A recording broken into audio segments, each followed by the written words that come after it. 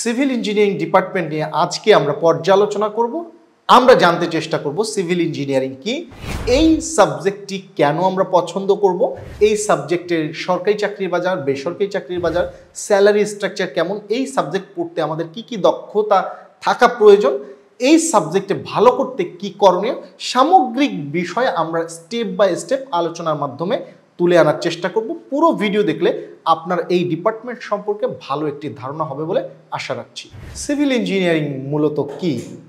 একজন মানুষকে যদি কল্পনা করতে বলা হয় যে ইঞ্জিনিয়ারিং বলতে আপনি কাদেরকে বোঝেন, কি কল্পনা করেন, তাহলে দেখবেন এই সিভিল ইঞ্জিনিয়ার বেছে নেবে তাদের মনের অজান্তে। কারণ তারা যখন বিল্ডিং নির্মাণ করতে দেখছে, যখন একটা রাস্তা তৈরি করতে দেখছে, যখন একটি ব্রিজ নির্মাণ করতে দেখছে, তাদের মনের অজান্তেই এই ইঞ্জিনিয়ারদের জায়গাটা দখল করে নিচ্ছে। সিভিল ইঞ্জিনিয়ারিং মূলত প্রাচীনতম এক বিদ্যা, যার বাংলা অর্থ পুরকৌশল বিদ্যা। সিভিল ইঞ্জিনিয়ারিং মূলত অবকাঠামো নির্মাণের জন্য ব্যবহৃত হয় এবং এই ইঞ্জিনিয়ারিং মানুষ আকৃষ্ট হয় কারণ সারা পৃথিবীতে অবকাঠামো উন্নয়নের দিকে এখন রমরমা ভাব চলছে। ফলে এই ইঞ্জিনিয়ারিংয়ের চাহিদাটা সারা বিশ্ব জুড়ে, বাংলাদেশের গ্রাম থেকে শহরের সব জায়গাতে এখন রাস্তা, ব্রিজ, বিল্ডিং নির্মাণের প্রতিযোগিতা হচ্ছে। ফলশ্রুতিতে এই ইঞ্জিনিয়ারিংয়ের চাহিদাটা বাড়ছে হুড় হুড় করে। একজন সিভিল ইঞ্জিনিয়ারের মাসিক আয় কত? এই প্রশ্নটা অনেক মানুষের মাথায় ঘুরপাক খাচ্ছে জানি, যার কারণে আমি প্রথমেই এই প্রশ্নটার একটু উত্তর দিতে চাই। প্রতিষ্ঠান যদি সরকারি হয় তাহলে স্যালারি স্ট্রাকচার এক ধরনের হবে, যদি স্বায়ত্তশাসিত হয় তাহলে আরেক ধরনের হবে, যদি বেসরকারি প্রতিষ্ঠান হয় সেক্ষেত্রে ভিন্ন ধরনের হবে। যখন সরকারি প্রতিষ্ঠান হবে তখন আমাদের বেতন কাঠামো হবে 10ম গ্রেডের স্কেলে, আর 10ম গ্রেডের বেতন হচ্ছে 16,000 থেকে 38,400 টাকা স্কেলে হয়। এই 16,000 টাকা হচ্ছে স্টার্টিংয়ে, আর যখন আপনি চাকরি শেষ করবেন সেই পর্যায়ে আপনি বেতন বাড়তে বাড়তে আপনার বেসিকটা 38,440 টাকাতে যাবে।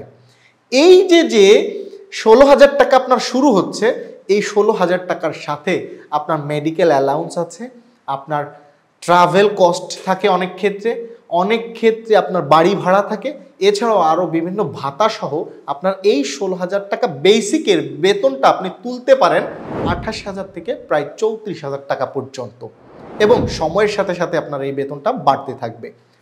যখন আপনি স্বায়ত্তশাসিত চাকরি করছেন, এইটা সম্পূর্ণ সরকারি না, কিন্তু সরকারি মালিকানাধীন প্রতিষ্ঠান হলেও ওই প্রতিষ্ঠান নিজেই নিজেদেরকে পরিচালিত করে নিজস্ব আইন কানুনের মাধ্যমে, এবং এই প্রতিষ্ঠানে আপনি 10ম গ্রেডের চাকরিতে স্টার্টিং স্যালারি পাবেন 39 থেকে 40,000 টাকা।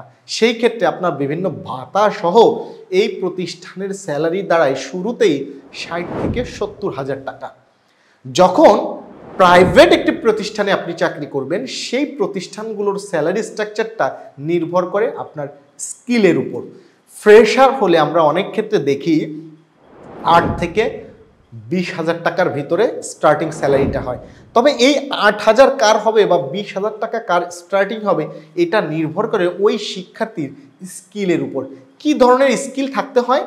মূলত যেহেতু এই ডিপার্টমেন্টগুলো, একটা বিল্ডিং সে নির্মাণ করার অভিজ্ঞতা আগে থাকবে না, এটাই স্বাভাবিক, একটা ব্রিজ নির্মাণ করার অভিজ্ঞতা থাকবে না, এটাই স্বাভাবিক, তবে তার কমিউনিকেশন স্কিলটাকে গুরুত্ব দেওয়া হয়, তার প্রেজেন্টেশন স্কিলকে গুরুত্ব দেওয়া হয়, বেসিক কম্পিউটিং কতটুকু জানা আছে এই বিষয়ে গুরুত্ব দেওয়া হয়, এমনকি তার অটোক্যাড সহ এই জাতীয় ছোট ছোট স্কিল যেগুলো তার কলেজ পর্যায়ে শেখা সম্ভব, এই বিষয়গুলোতে গুরুত্ব দেওয়া হয়।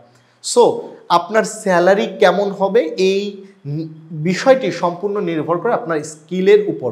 অপরদিকে সরকারি প্রতিষ্ঠান বা স্বায়ত্তশাসিত প্রতিষ্ঠানে যদি আপনি চাকরি করতে চান, আপনাকে যে কাজটি করতে হবে সেটা হচ্ছে মেধার জোর তৈরি করতে হবে, আপনাকে পরীক্ষা দিয়ে টিকতে হবে, অর্থাৎ প্রতিযোগিতামূলক একটি বাজারের জন্য পলিটেকনিকে থাকা অবস্থায় নিজেকে প্রস্তুত করতে হবে এবং হাজার হাজার মানুষের সাথে কম্পিটিশন করে এই চাকরিগুলো লুফে নিতে হবে। তবেই আপনি এই সরকারি চাকরি পেতে পারেন অথবা স্বায়ত্তশাসিত চাকরি পেতে পারেন। তবে বর্তমান তরুণ প্রজন্মের স্বায়ত্তশাসিত চাকরির দিকে বেশি ঝোঁক, কারণ এখানকার স্যালারি স্ট্রাকচারটা অনেক হাই থাকে।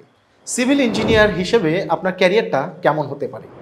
বর্ণিল ক্যারিয়ার করতে সিভিল ইঞ্জিনিয়ার যখন বেছে নিচ্ছেন তখন একটু জেনে নেওয়া দরকার, এই সিভিল ইঞ্জিনিয়ার হিসেবে যখন আপনি চাকরিতে জয়েন করবেন তখন আপনার পদবীর নাম হবে উপসহকারী প্রকৌশলী, ইংলিশে বলবে সাব অ্যাসিস্ট্যান্ট ইঞ্জিনিয়ার, যাকে সংক্ষেপে বলা হবে SAE।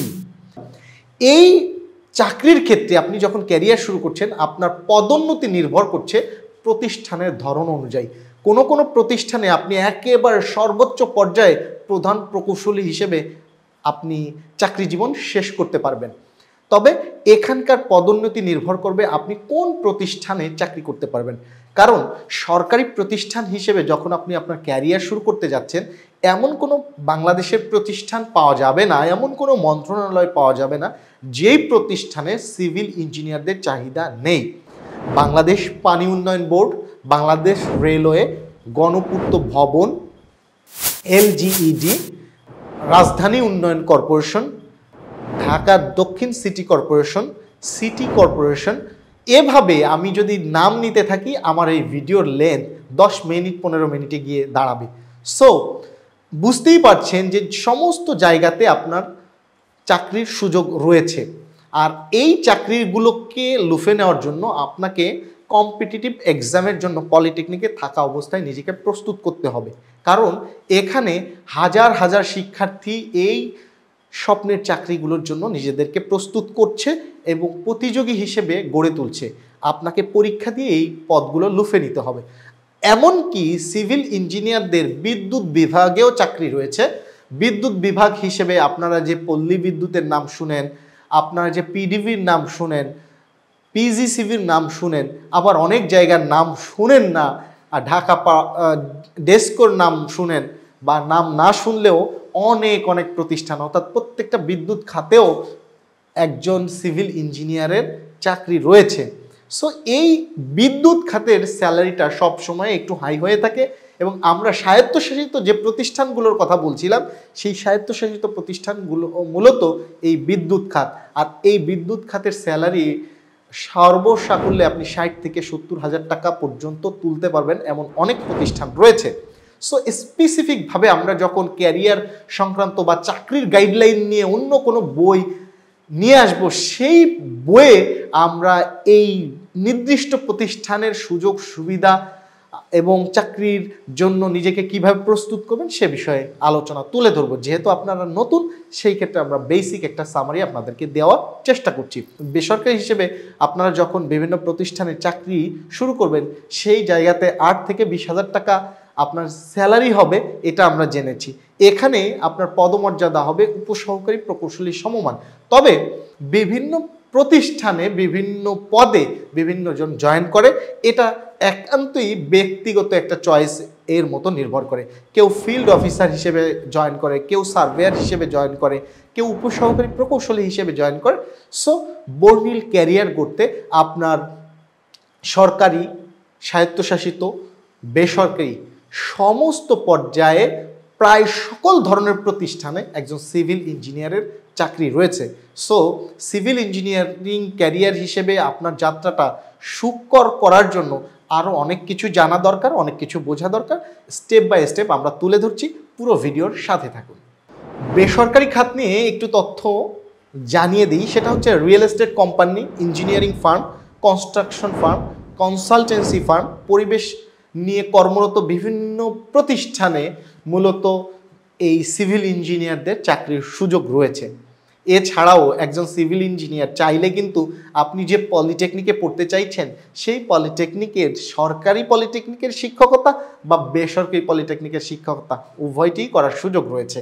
সেই সাথে আপনার দক্ষতা, অভিজ্ঞতাকে কাজে লাগিয়ে 5-10 বছর চাকরি শেষ করে আপনি নিজেও কিন্তু একটি রিয়েল এস্টেট ফার্ম বা কনস্ট্রাকশন ফার্ম বা কনসালটেন্সি এজেন্সি তৈরি করে কর্মসংস্থান নিজের তৈরির পাশাপাশি অনেক মানুষের কর্মসংস্থান তৈরি করতে পারবেন।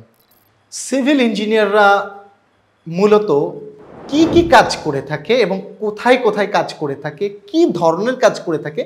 একজন সিভিল ইঞ্জিনিয়ার মূলত এটি প্রাচীনতম একটি শাখা যে কোনো একটি নির্মাণ প্রকল্পের ডিজাইন এবং নকশা করে থাকে।